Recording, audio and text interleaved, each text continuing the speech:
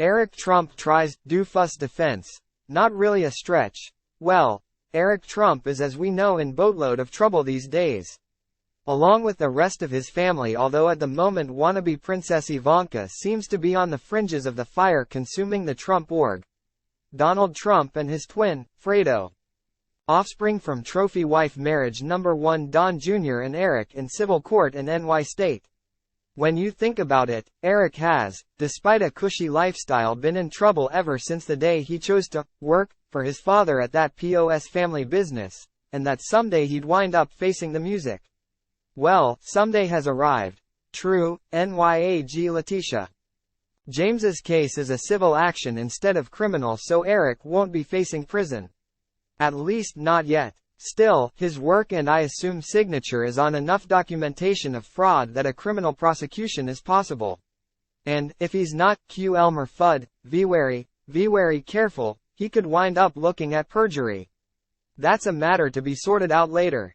For the moment, I wanted to call your attention to a short article in SheKnows that covers testimony from former Trump org comptroller and co-defendant, Jeff McConney.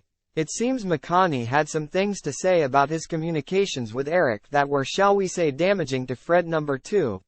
McConney shared details from phone calls and different spreadsheets that claim Eric directed him to factor certain things into different properties, such as the Seven Springs and the Trump National Golf Club Westchester, per CNN.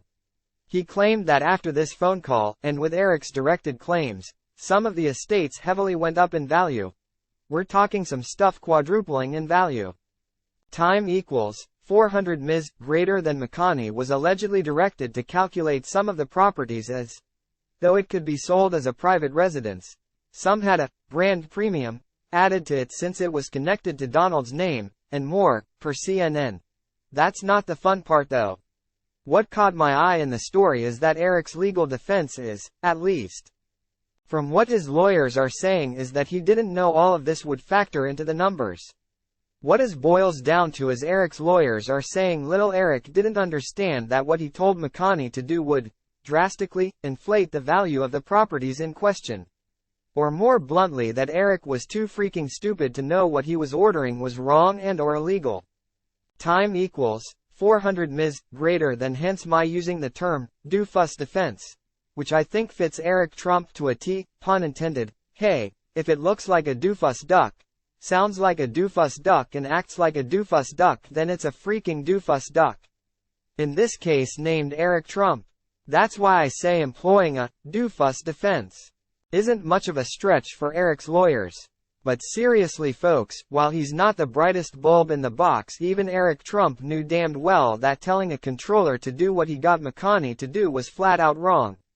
Fraud. He just assumed, as his whole life had conditioned him to assume, that no one would ever call him or the Trump org on it. Time equals 400 Ms. greater than. There's no jury in this trial, but one can imagine the range of reactions. None good for Eric or the Trump org to this nonsense, but the judge knows the score.